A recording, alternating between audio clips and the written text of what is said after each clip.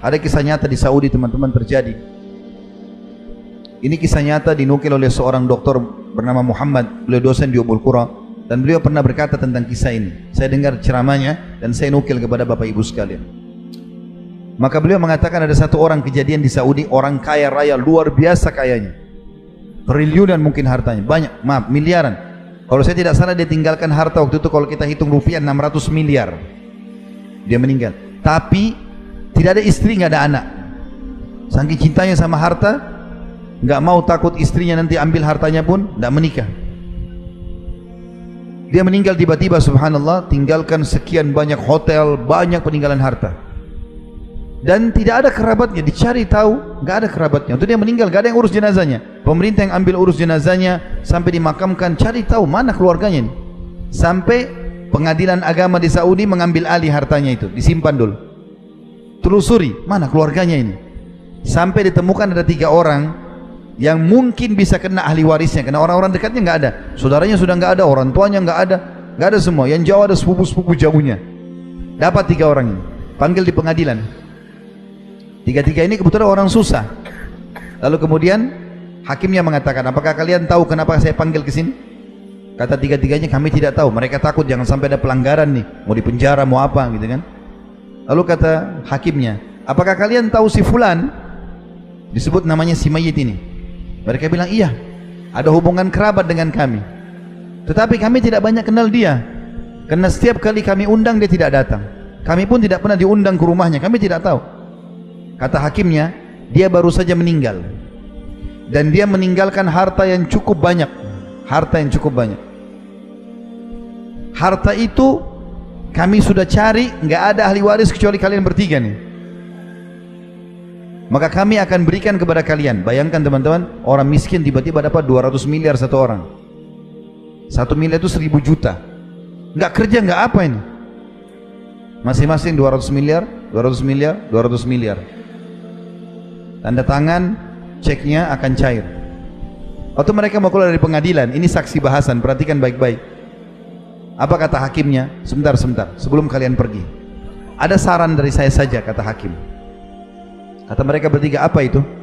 Ini kan si mayit, rahimahullah, semoga Allah rahmati, meninggal tinggalkan harta banyak. Seperti kalian lihat ini, sekian ratus miliar. Maka saran saya, dia tidak sempat bangun masjid dan buat amal. Bagaimana kalau kalian keluarkan masing-masing 300.000 real, ya sekitar 1 miliar lah ya. Satu orang 1 miliar, berarti 3 miliar.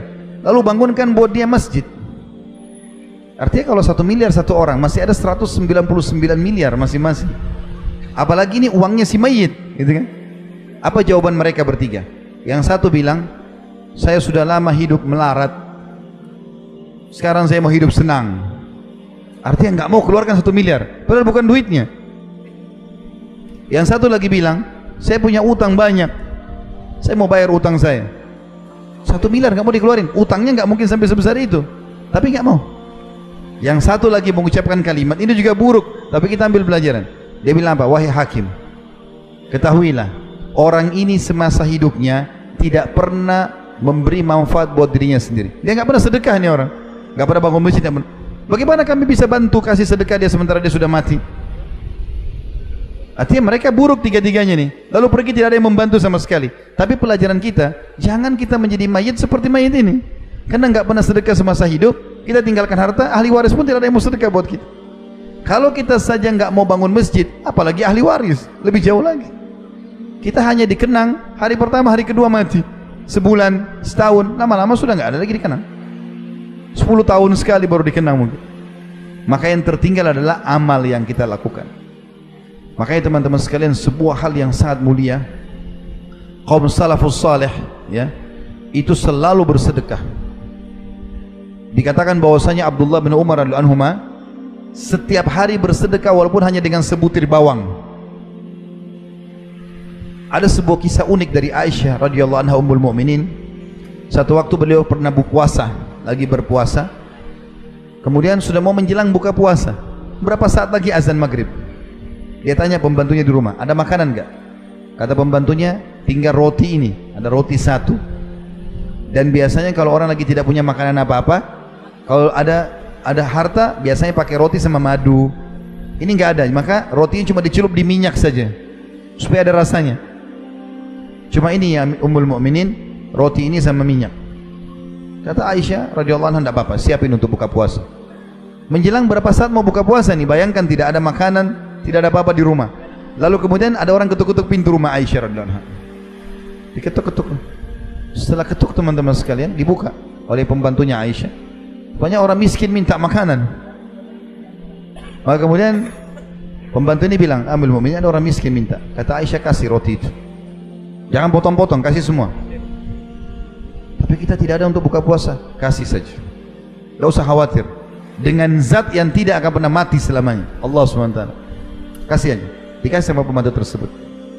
Subhanallah, orang miskin itu dikasih. Baru berapa langkah dia jalan, belum hilang bayangannya, masih ada.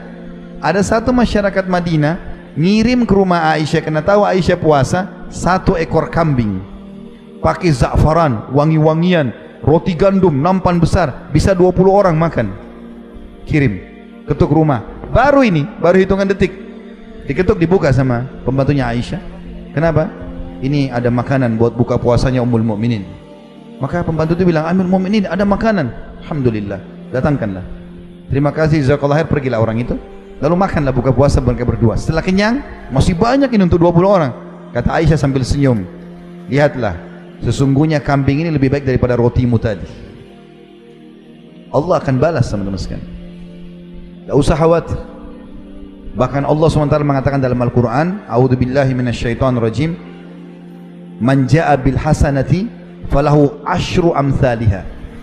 Siapa yang melakukan satu perbuatan baik, maka pasti Allah akan balas dengan 10 kali lipat, minimal itu, minimal.